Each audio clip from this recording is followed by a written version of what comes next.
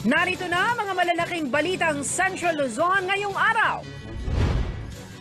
5,000 trucks ng bato at lupa sa taas ng Mount Arayat, posibleng gumuho. Higit 2,000 pamilya nanganganib. Ilang alkalde inilahad ang kanilang accomplishment reports sa unang 100 araw sa katungkulan. Mayor Ricardo Silvestre ng Marilao, Bulacan, nasawi sa isang road crash sa Clark. Higit 140 MSMEs bibida sa ika-24 na likha ng Central Luzon Trade Fair. At makulay na Kambal Festival muling idinaos para ipagdiwang ang tuwin na fiestas ng Angeles City.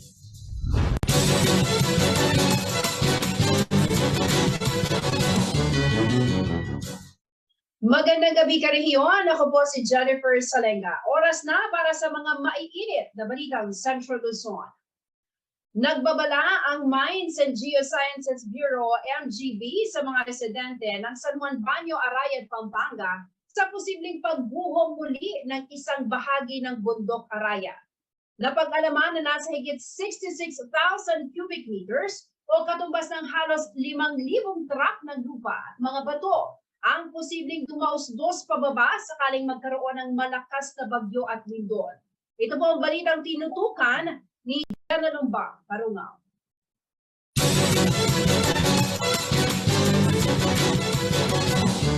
Almost 10,000 trucks.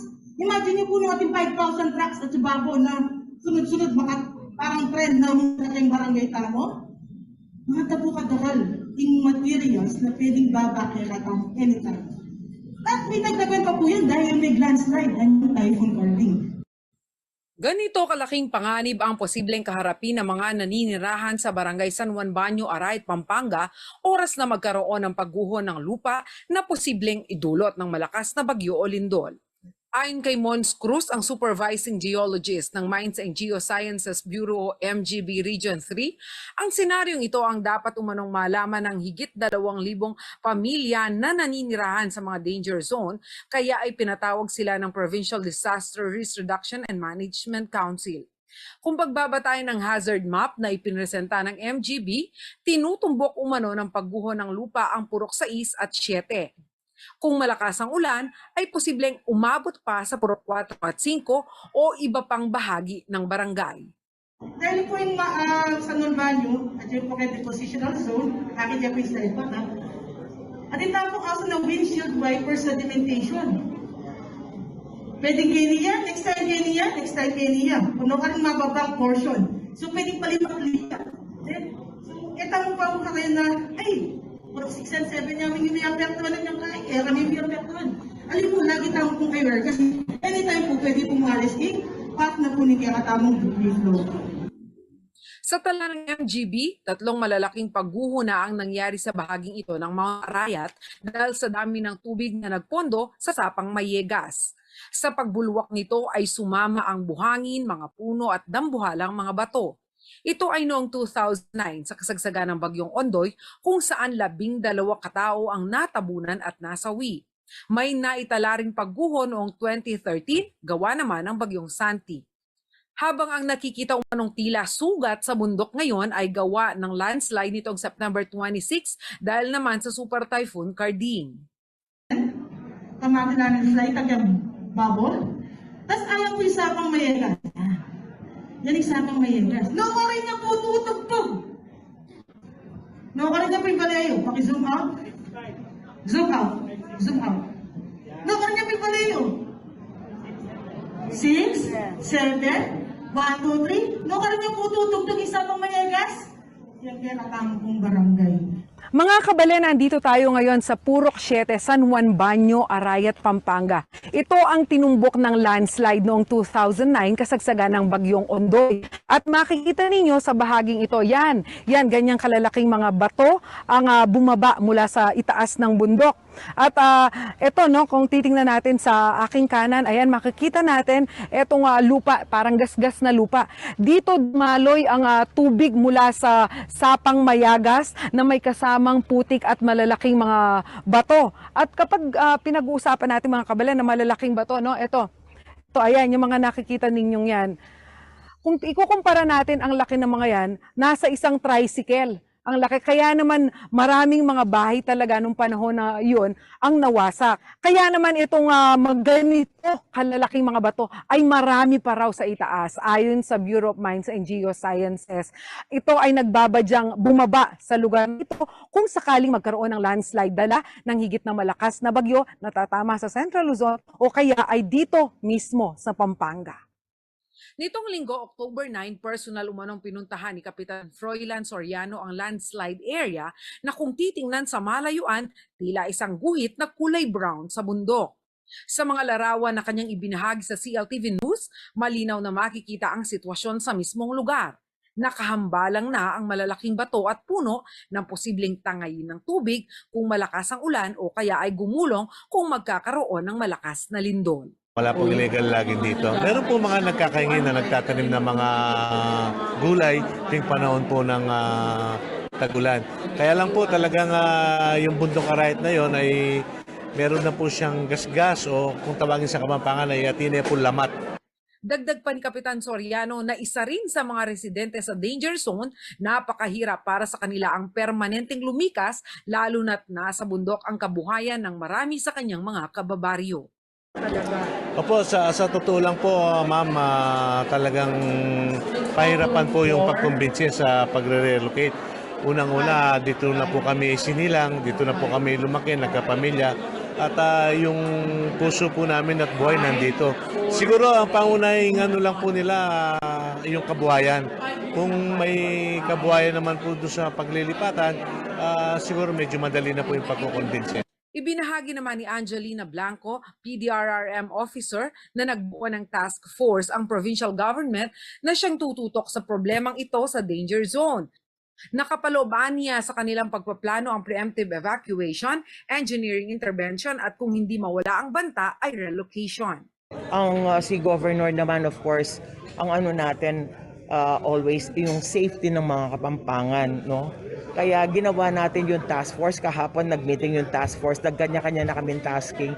Merong sa engineering intervention, meron sa community awareness, meron sa evacuation, at meron sa permanent settlement. Siniguro ni Governor Dennis Pineda ng pangmatagalan at permanenteng solusyon ang hinahanap ng pamahalaang panlalawigan kaya humingi na rin siya ng tulong sa national government. Darating ho sila by next week to inspect, mapanig ho sila yung working team na mag-a-assess at gagawa ng design for engineering intervention. So next week ang schedule nila, marami yan, composed of different agencies, national agencies, to do this different approach. So pati engineering intervention kailangan, hindi lang ho itong sa preemptive evacuation tamo. Ano lang ho yan? Para sa mga tao lang ho to. Pero yung sa infra, kailangan ho nating tignan, i-assess. Nakiusap naman si Arayat Mayor Madet Alejandrino sa mga residente na makipagtulungan sa pamahalaan kapag sila ay binibigyan ng babala at hinikayat na lumikas upang maiwasan na mayroon muling masawi dahil sa landslide. Huwag na nating hintayin pa gaya nung nakaraang karding. Talagang pinakukuha ko sila sa mga pulis eh. Hindi pa ako nagpadala ng pulis. Sana wag na po nating makipagkaisa po tayo sa mga nanunungkulan. Dahil buhay po ninyo nililigtas namin, ang tao, isa lang ang buhay. Hindi na po natin may babalik yan pagka yan talagang naging po tayo, pabaya tayo.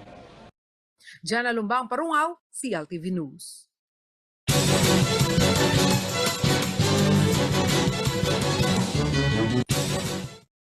Nasawi ang alkalde ng Marilao, Bulacan na si Mayor Ricardo Silvestre nitong linggo. Bunsod po yan ng isang road crash sa Clark Freeport Zone sa Pampanga.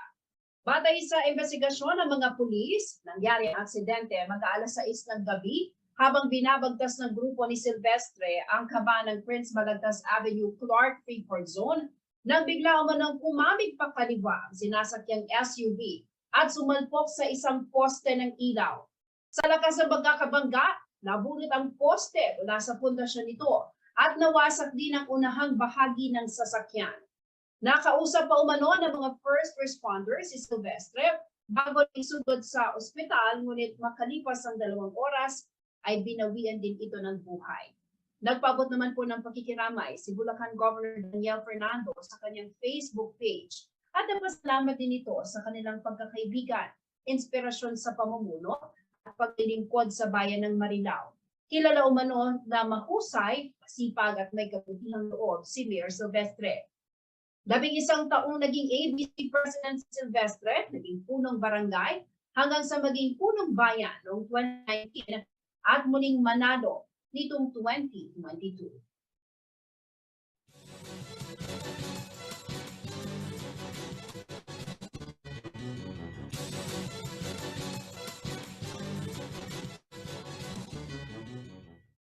Inaprobahan na ng Sangguniang Panlalawigan ng Pampanga ang Alagang Nanay Preventive Healthcare Ordinance of 2022 na nagpapatibay po sa provincial integration ng RA 11223 o ang Universal Healthcare Law. Bubuo ito ng isang sistemang pangkalusugan para sa paghahatid ng promotive, preventive, curative, rehabilitative at palliative healthcare sa buong lalawigan. Sa obserbasyon daw kasi ng Kapitolyo, ang kawalan ng access ng mga kabalen sa pagpapatingin sa doktor ang isa sa mga naging sanhi ng maraming pagkasawi sa gitna ng COVID-19 pandemic. Hiniling naman ni Vice Governor Lilian Nanay Baby Pineda sa mga alkalde na tulungan ng lalawigan sa data banking upang mabigyan ng agarang lunas ang mga may sakit na kabalen. Nakita po natin na marami po ngayon na, well, yung po aming mortality nung COVID-19, alos sa, mahigit po namang kulang sa 3,000 ang nawala ng buhay na Kapampangan. Nag-imbestiga po kami kung sino-sino yon. Ang marami po, dialysis patient, tuberculosis patient, yung mga may cancer. Alos, meron na silang existing na sakit. Siyempre, senior citizen. So, nung po napag-aralan namin yon, ito nga preventive healthcare, kailangan po pala ang isang tao malaman mo na hanggat maaga kung ano yung sakit niya sa katawan.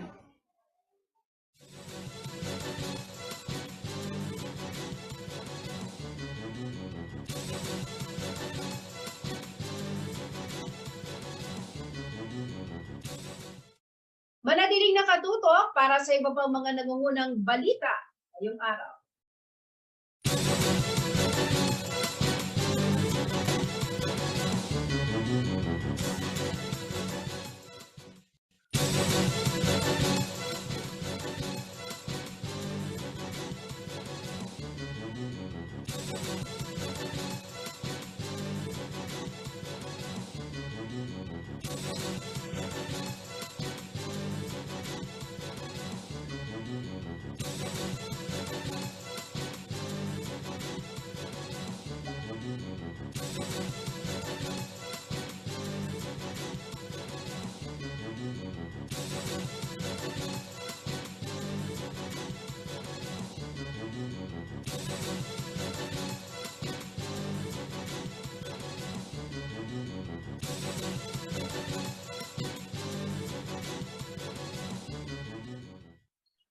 Nagbabalik ang CLTV News. At sa iba pang mga nangungunang balita, Queen of all bridges daw kung may tuturing ni Mayor Vilma Caluwag ang kanyang sarili sa unang 100 araw na paninilbihan bilang alkalde ng City of San Fernando dahil sa mga programang nakamit ng kanyang administrasyon. Kabilang po dito ang mga serbisyong medikal, road clearing operations at pagpapairal ng performance management system sa pamahalaang panglungsod. May balita po tayo sa naging ulat sa syudad ni Mayor Caluwag live mula kay Paulo G. Santos. Paulo, kumusta ba ang naging first 100-day report ng ating mayor sa City of San Fernando, Mayor Caluwag? Ating Jen, mga programa daw na madaling makita at madaling maramdaman ng mga Fernandino. Ito yung kanyang ibinida sa kanyang unang 100 araw. Ito naman sa seat niya sa pagiging alkalde. At unang ibinahagi dito sa mga manonood na hindi lang nasubaybayan dito sa Kirosol, kundi live streaming din ating dyan, sa ating himpilan at sa CIO. Itong kanyang ibinibidang accountability and transparency ating dyan. Na gaya ng binabanggit mo, itong pagpapatuloy ng performance management system o itong balance scorecard na ang sinasabi ni Mayora Vilma Kaluwag ating dyan, ang gustong marinig ng mga investor, mga negosyante ay yung matiyak na sa kanyang lideratura ay tiyak na nakikita nilang performing yung kada departamento at upang maiwas na rin umano dito sa red tape. At ikalawa din na binabanggit niya ating Jen itong panimula pa lang daw, umpisa pa lang itong universal healthcare na isa sa mga mandato nitong LGU dito sa devolution of power hinggil dito sa universal healthcare. At siya nga binabanggit ating Jen na nakatipid ang syudad mula dito sa dating 8.9 million per year na dito sa comparative presentation niya ating Jen nasa 3.8 million pesos na lang yung gastos dito sa pag-assista, pag-assiste dito sa mga dialysis patient ng syudad. At ito raw 3.8 million pesos, yun na lang ang gastos ng syudad, ng City Health Office dito naman sa Ipo ating dyan. Yun yung gamot na ibinibigay dito sa mga dialysis patient. At hiling niya na maging tuloy-tuloy pa yung pagpapalakas naman ng public-private partnership dahil sa pamamagitan nga nito ating Jen, mas nakamemenos ang syudad at ang nakikita-kita nga niya sakaling mag-run through itong dialysis center at marami pang potential daw na healthcare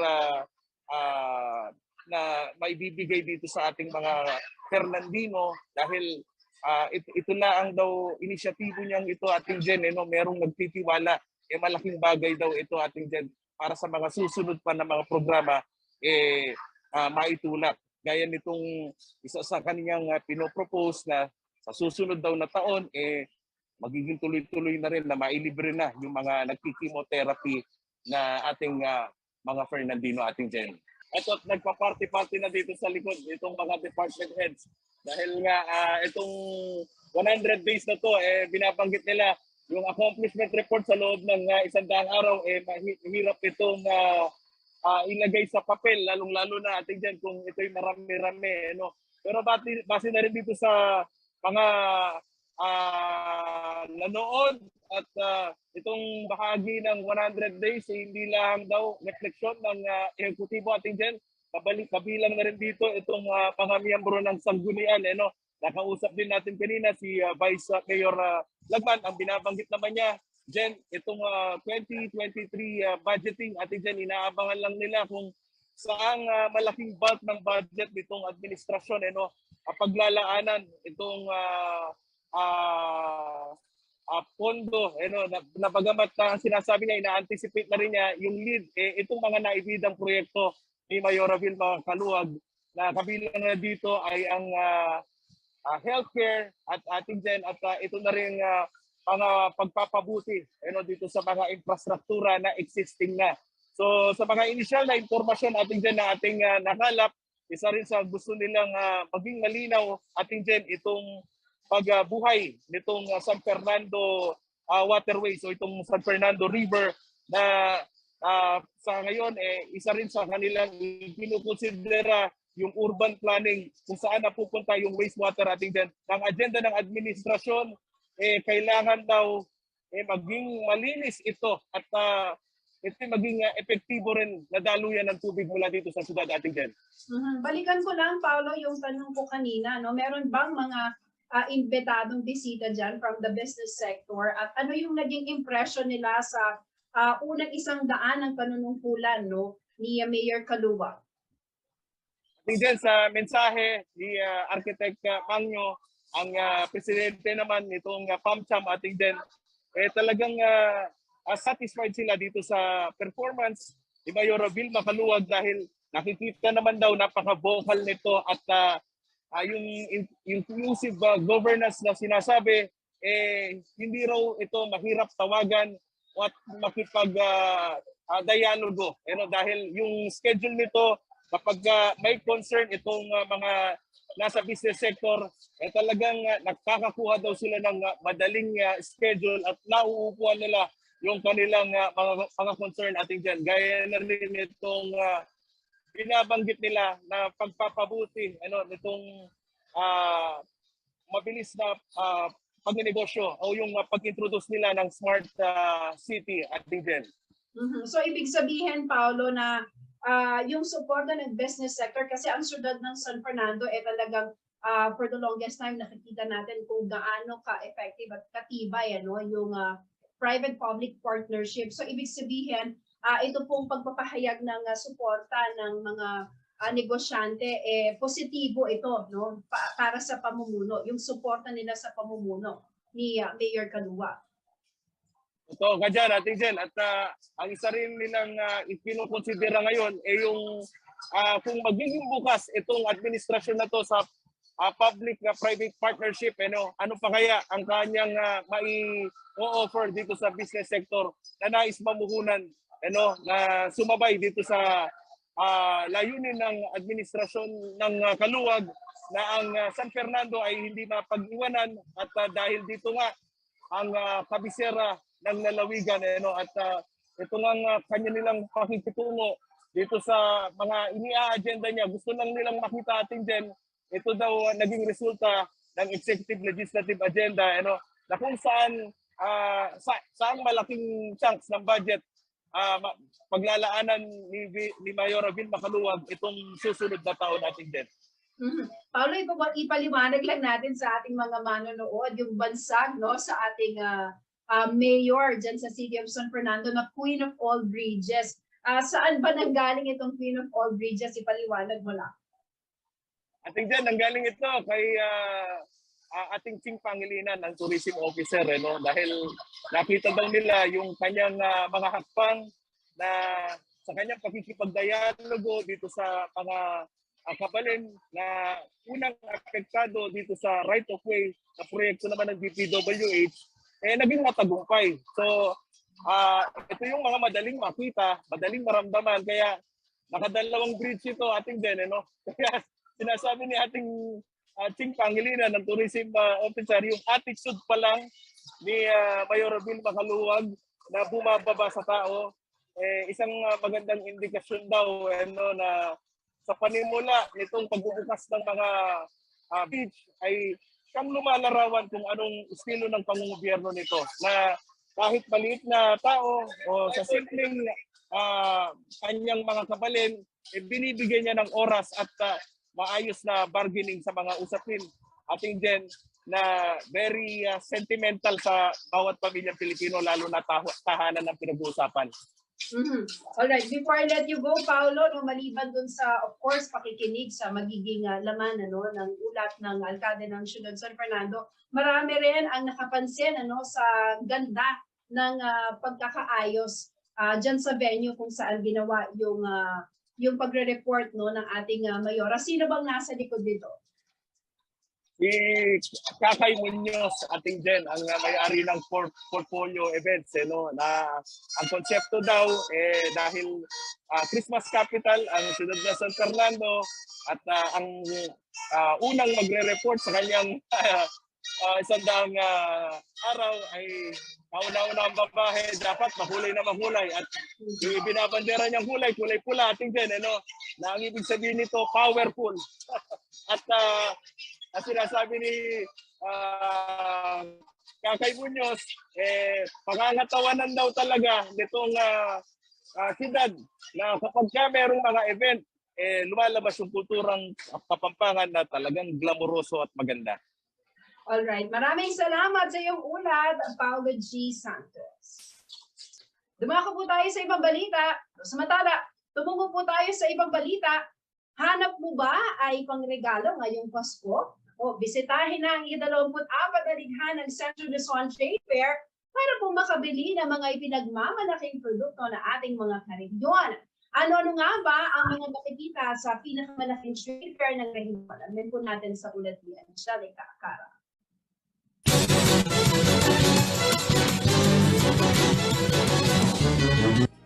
Christmas is just around the corner. Saan ka man tumingi, ramdam na ang Christmas spirit dahil sa dami ng mga kumukutitap na pamaskong dekorasyon sa paligid. Hudyat din ito na simula na ng pamimili ng mga pangregalo para sa mga kaibigan, special someone, inaanak, at sa mga mahal natin sa buhay. Ang ilan sa atin, marahil ay naghahanda na ng inyong listahan para paunti-unting bumili ng mga pangregalo sa Pasko. Sa mga mag-aala Santa Claus dyan sa paparating na Kapaskuhan, good news! Dahil ngayong buwan ng Oktubre, gaganapin ang pinakamalaking trade fair, tampok ang iba't ibang dekalidad na produktong perfect pangregalo sa likha ng Central Luzon Trade Fair 2022. Sa ika-24 na edisyon ng pinakamalaking trade fair sa Central Luzon, mahigit 140 micro, small, and medium enterprises o MSMEs ang sumali para ibida ang mga natatangi at ipinagmamalaking produkto na gawa ng ating mga karehiyon.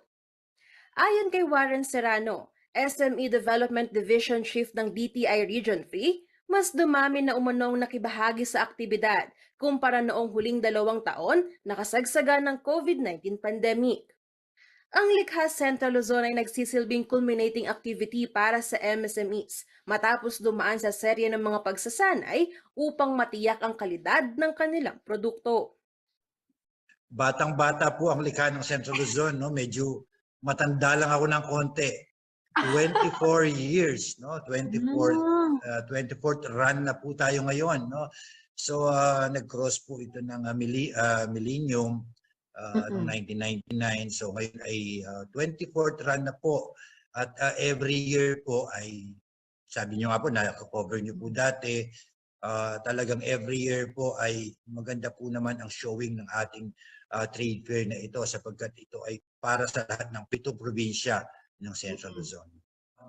Unang-una po, the Likha ng Central Luzon Trade Fair showcases the best products of Central Luzon. No?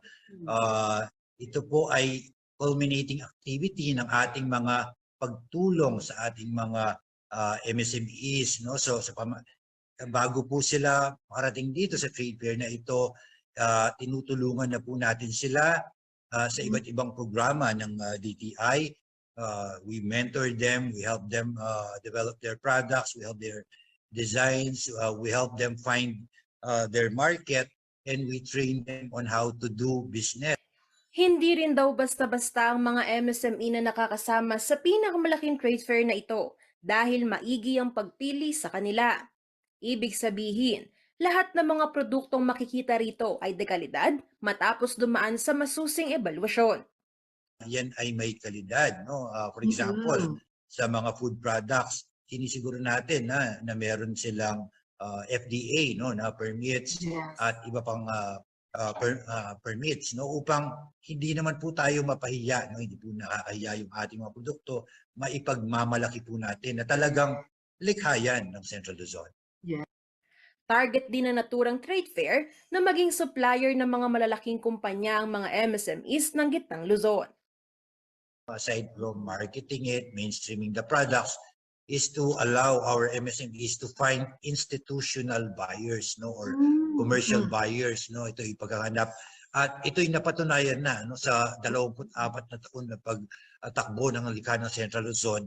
Meron po talagang mga pumupuntang mga foreign buyers dito. Meron ding mga local institutional buyers, big buyers, no, na nakakakita, tumitingin talaga, nag-i-scout talaga. Hindi lang artista ang ini-scout, no, pati produkto. Tinitingnan talaga kung alin yung mga kalidad. Kasi alam naman nila na kalidad na ito eh. Kaya hahanapin lang nila yung mga produktong pwede nilang bilhin. At yan po isa sa mga layunin ng likha ng Central Luzon. Mga food and non-food items ang inaasahang bibida sa nasabing trade fair. Sa Aurora halimbawa, tiyak na itatampok ang kanilang sabutan products, kakao, bags, coconut-based products gaya ng jam at iba pa. Woodcrafts naman ang ibibida ng mga MSMEs sa Bataan. Hindi rin daw mawawala ang kanilang marine products, walis, bags at cashew products. Mga jewelries, furniture, meat products, home decorations, at delicacies naman ng mga produkto ng Bulacan. Ang entrepreneurs mula Nueva Ecija, ibibida raw ang kanilang barongs, pasteurized milk and dairy products, meat products at handicrafts. Hindi rin magpapahuli ang mga MSMEs ng Pampanga. Nariyan syempre ang mga pinagmamalaking parol, delicacies, sweets, curtains, home decorations at handicrafts.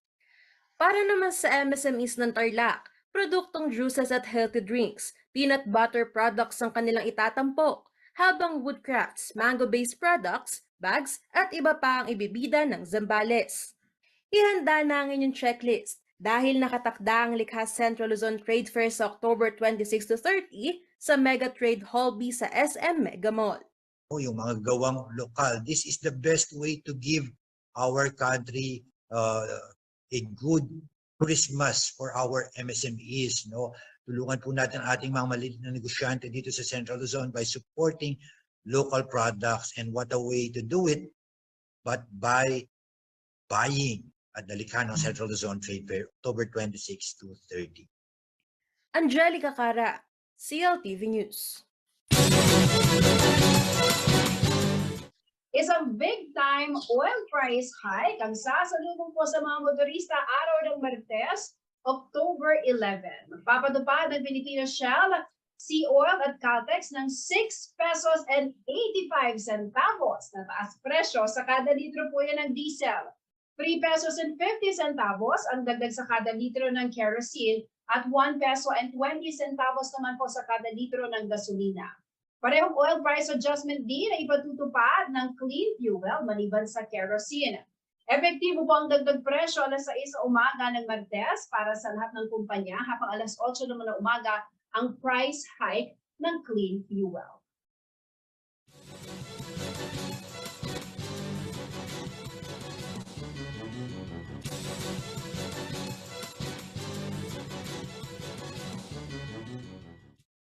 Manatiling nakatutok at magbabalik ang CLTV News.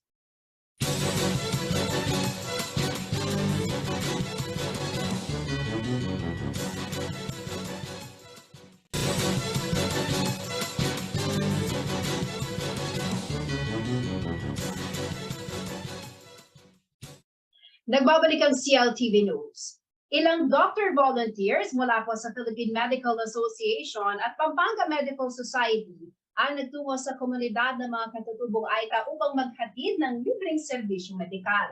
Isinagawa ang aktibidad kasabay ng paggunita ng National Indigenous Peoples Month ngayong Oktubre. May karagdagang detalye si JM De Jesus.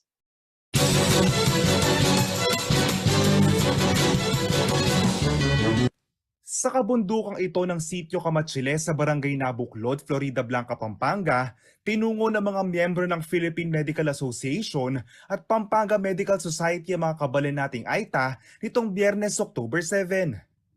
Katuwang ng dalawang grupo ang Department of Health sa paghahatid ng tulong medikal sa ating mga kababayan sa liblib na lugar. Aabot sa 260 food packs, mga galon ng tubig at hygiene kits ang kanilang ipinamahagi. Nagbigay din sila ng primary care services gaya ng routine immunization, deworming, water sanitation and hygiene training at nagkaroon din ng orientation ukol sa dengue prevention. Dito kami ngayon sa Camachile Elementary School para sa Pinas Lakas Booster Campaign ng Department of Health. At saka kasi sa kabuuan ng bansa natin ay inilunsad natin yung tinatawag natin na kultura, komunikasyon at katutubong wika. No? Ang ating gustong mangyari ay mapalawig yung anong tawag dito, health literacy o karunungang pangkalusugan para sa lahat ng mga kabataan, sa lahat ng mga mamamayan sa sambayanan. No? So yun, importante kasi na matuto tayo no, tungkol sa health, di ba? Okay? Okay ba? Napaka-generous ng aming mga members ng Pampanga Medical Society. 2 araw ko lang silang inabisa at yung donation talagang bumuhos para in 2 days lang nakapag-likong kami ng mga ayuda ng 260 household. And may feeding program pa rin kami. So higit pa doon, meron din kaming immunization. No? So talagang sana patuloy ang aming pagpunta dito every year kasi committed kami. At dahil nariyan pa rin ang banta ng COVID-19, higit 6 na pong katutubo ang binakunahan bilang proteksyon laban sa novel coronavirus. Ayon kay Health Secretary Maria Rosario Vergere, ang tumatayong OIC ng Kagawaran ng Kalusugan, mahalaga ang masusing pagpapaliwanag ukol sa importansya ng anti-COVID vaccine, lalo na sa mga katutubo. Na hesitant sila, ayaw nila, maraming mga paniniwala na hindi angkop para makapagpabakuna sila. Pero kapag pumunta ka naman dito na ipaliwanag natin ng maayos sa kanila, nakikita natin yung pagtanggap.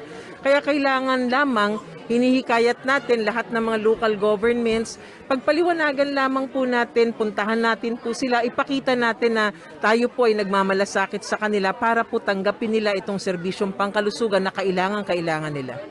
Ginugunita sa Pilipinas tuwing Oktubre ang National Indigenous Peoples Month, alinsunod na rin sa Presidential Proclamation 1906, Series of 2009. Para sa mga eksperto sa larangan ng medisina, mahalagang mabigyan ng nararapat na serbisyo at kalamang medikal ang mga katutubo. So, ibig namin na habang malusog pa, ay maalagaan na itong mga to. Kaya importante ho, maiwasan natin ang mga sakit kung meron doktor sa atin pa sa mga ating komunidad. Bukod sa mga serbisyong medikal, pinasaya rin ng mga doktor mula sa PMA at PMS sa mga bata sa Sitio Kamatsile sa pamamagitan ng pagbabasa ng mga maikling kwento. Masayang-masaya naman ang mga kababayan nating sa Labuklod dahil ito raw ang unang beses na nabigyan sila ng pansin at suporta dahil malayo ang kanilang lugar. Nagpapasalamat kami sa kanila. Hindi lang yung nakikibalita sila at ipapadala nila yung gamot. Realidad na dapat makita nila talaga yung sitwasyon ng mga katutubo, kung ano yung tunay na kalagayan ng katutubo sa kalusugan. Dapat kami ay maserbisyon ng pangkalusugan na tunay na serbisyon ng ating pamahalaan. Bilang tanda ng kanilang pasasalamat, isang tradisyonal na sayaw ang itinanghal ng mga katutubo para sa mga doktor. Nag-abot din sila ng mga kagamitan na kanilang ginawa, bagay na labis ikinatuwa ng mga doctor volunteers. JM Desus, CLTV News.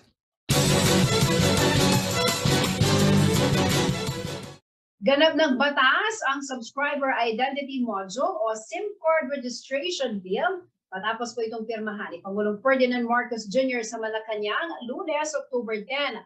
Ang paglagda sa RA 11934 o ngayon SIM Card Registration Act ay naglalayong palakasin ang mga hakbangin ng gobyerno laban sa mga scam na ginagawa sa pamagitan ng text at online messages.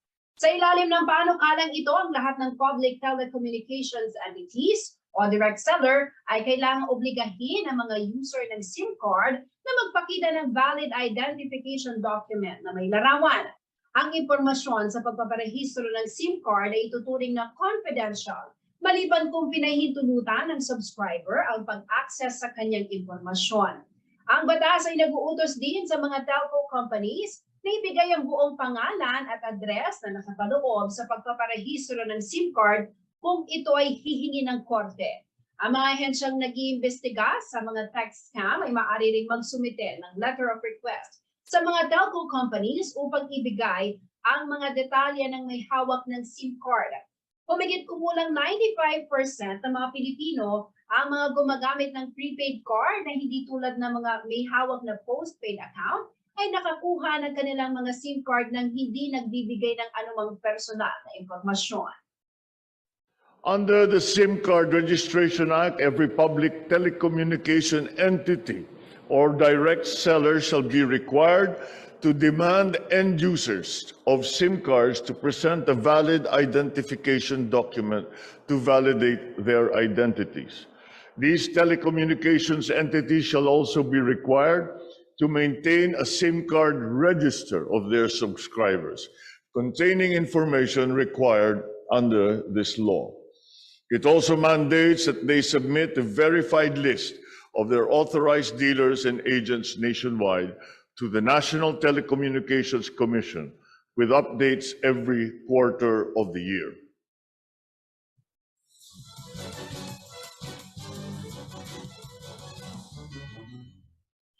Palayain si De Lima. Ito po ang naging panawagan ng mga kapanig at taga-suporta ni dating Senador Laila De Lima matapos ang tangkang pang-hostage sa kanya nitong linggo, October 9.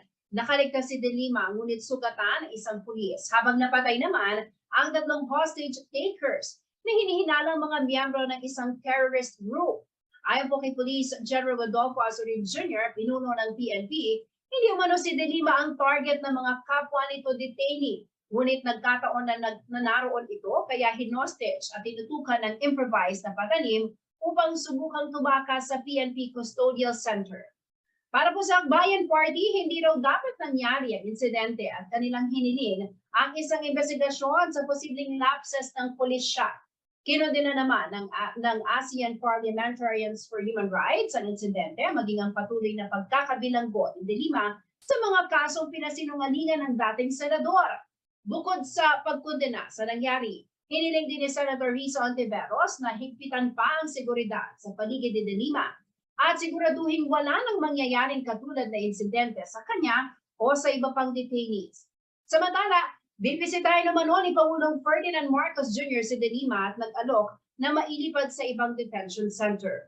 Pinuntahan ni Department of the Interior and Local Government Secretary Benher Abalos si De Lima upang ihatid ang mensahe ng Pangulo. Ngunit mas dinais ang dating senadora na manatili sa custodial center. Matatandang naharap si De Lima sa 2 pang drug-related cases, subalit mismo ang mga testigo na sina Kerwin Espinosa, Rafael Ragos, Joel Capones at Ronnie Dayan ang nagsabing hindi totoo ang kanilang mga dating parata. Napilihan lamang daw silang gumawa ng kwento para sirain ang pangalan ng dating senadora at Justice Secretary na isa sa mga nangungunang kritiko ng war on drugs si Duterte at ang di umunay extrajudicial killings na ginagawa ng Davao Death Squad.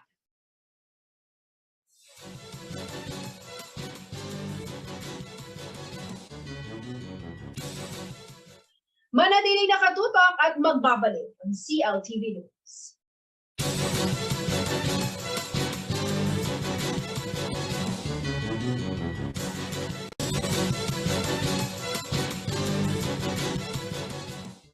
Nagbabalik ang CLTV News.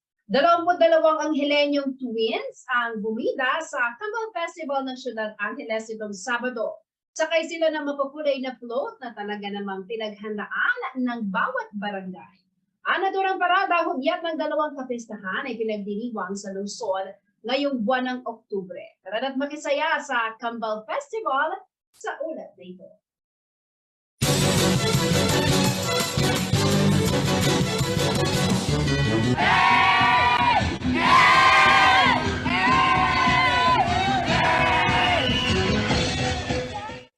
Hindi alintana ang mainit na sikat ng araw. Curber sa traffic na dapat lampasan. Okay lang din na maghintay ng may katagalan, masilayan lamang ang mga kambal na sakay na nagagandahang float dito sa Angeles City. Ito ang Kambal Festival na muling idinaos nitong Sabado, October 8 matapos mahinto ng 2 taon dahil sa pandemya. Yes, no, it gives me a goosebump, no, kasi finally, no, after the pandemic, after 2 years of observing the Fiesta of Angeles City at home, no, finally we'll be having this kind of tourism activity that would really boost our economy, no, in Angeles City. And at the same time, it's also a manifestation that indeed Angeles has risen to this pandemic. Masaya po kasi kapag ganito po, lalo na po nag-pandemic siya. Tsaka yung pinsan ko po is sinusupport po namin, magpe-perform po kasi sila. Kanya-kanyang gimmick ang mga nanood ng parada. Gaya na lamang ng pamilyang ito na nag-food trip sa gilid ng kalsada habang hinihintay ang pagdating ng mga float. Very excited po. Actually, hindi pa po nangyayari to, talagang inaabangan na namin siya. Kaya talagang inano namin sa calendar namin. Kaya ngayon, buti na lang po nandito kami lahat. Hindi ko nga rin alam kung ano yung ano ng kambal-kambal na yan eh. Pero may floats daw. So you are curious? Oo, siyempre. Tsaka masaya. Kasi ilang taon ba yung pandemic? Ngayon lang talaga. 2019 nang unang isagawa ang Kambal Festival ng Ciudad Angeles. Isa ito sa mga highlight ng Fiestang Kulyat at sumisimbolo ito sa Twin Fiesta celebration ng mga Angelenyos, ang La Naval Festival at Fiestang Apong Mamakalulu. Talaga ito dahil kambal ang ating fiesta. So ito yung pang-open natin na nagsisignify na ng start ng fiesta. And nagpapaalala sa ating mga kababayan na sa Angeles City ang may kambal na fiesta lamang. No? So pinapakita dito yung ating faith, yung ating strength as a community. 22 pares ng kambal mula sa bawat barangay ang ipinarada mula sa crossing hanggang sa Heritage District. Ang sasakyan nila mga float talaga namang iniforta ng mga magkakabarangay. Merong Vinta-inspired na float, bahay kubo, mga santo, bulaklakan, at ang Museo ng Angeles na inilabas ang kanilang World War II-inspired military trucks. Kasama rin sa parada si Angeles City Mayor Carmelo Pogi Lazatin at 1st District Congressman John Lazatin na sakay ng float made from recyclable materials. Habang binabaybay naman ng mga kalsada, walang tigil ang indak ng mga street dancer mula sa iba't ibang mga paaralan.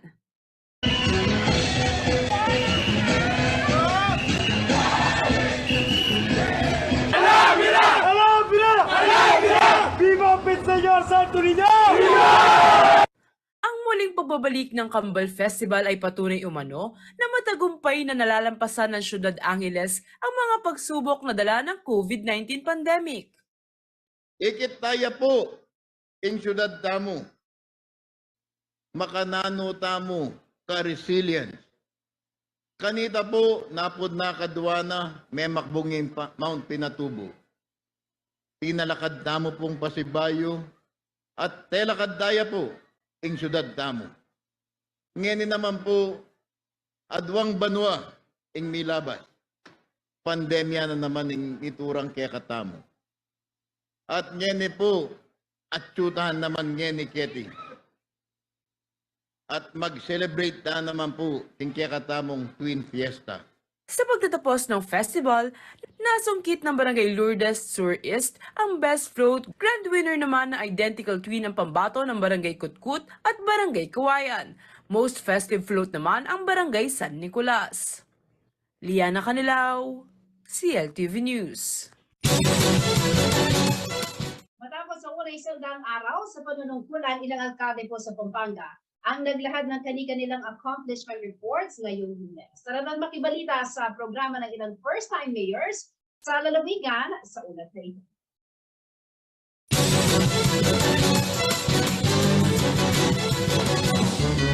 Karaniwan na nagsisilbing inisyal na sukatan sa liderato ng isang halal na opisyal ang kanilang unang 100 araw sa katungkulan, lalo na kung siya ay nasa kanyang unang termino pa lamang. Sa bayan ng Arayat nitong 2022 elections, naluklok ang kauna-unahang babaeng alkalde na si Mayor Modest Madir Alejandrino. May bahay ni dating mayor at ngayon ay Vice Mayor Emmanuel Bon Alejandrino.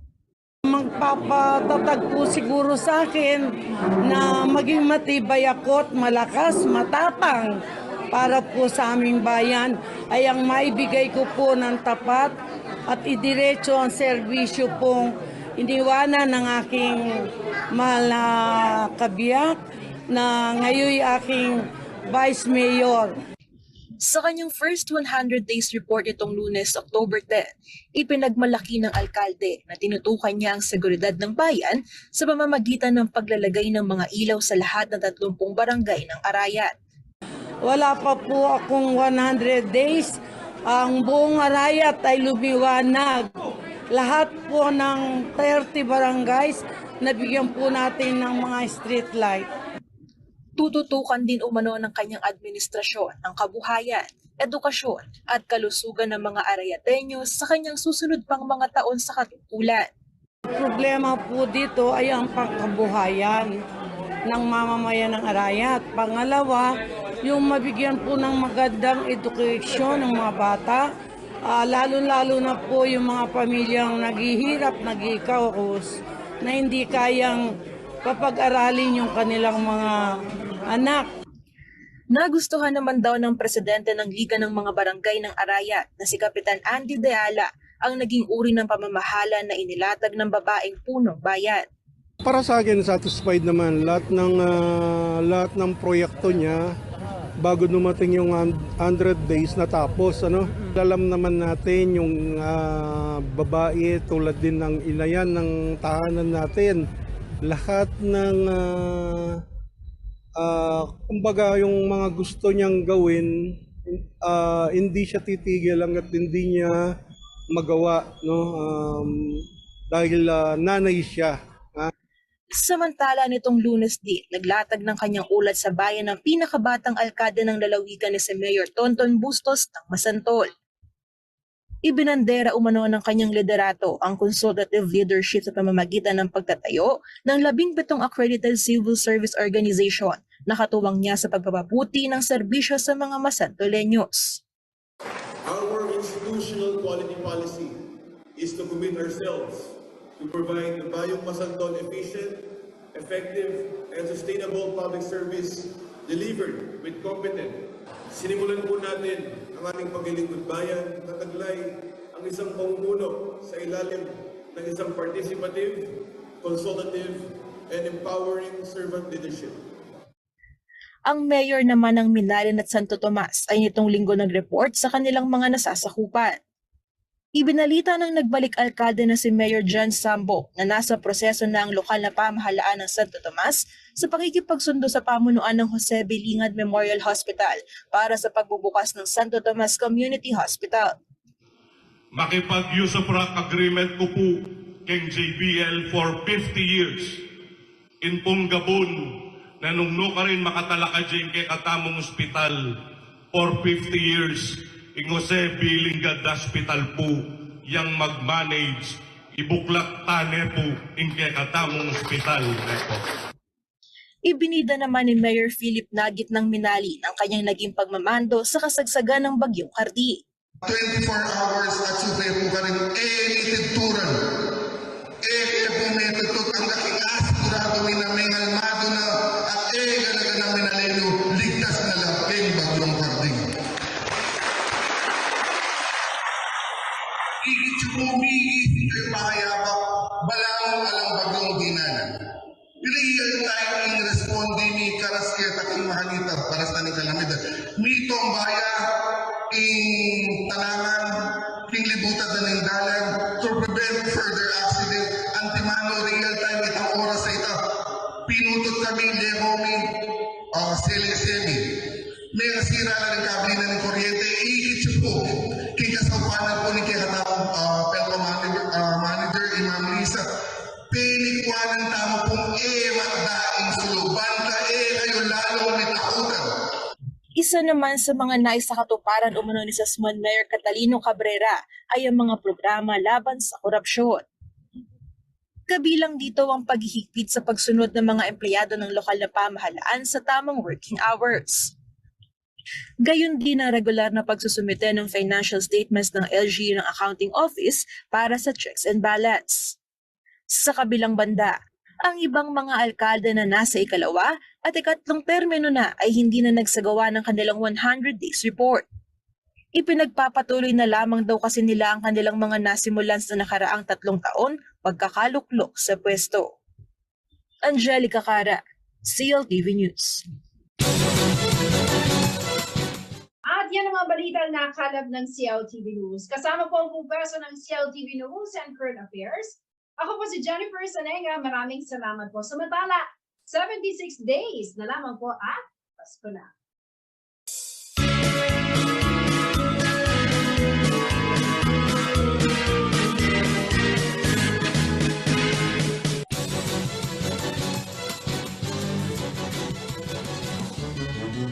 Okay, good night.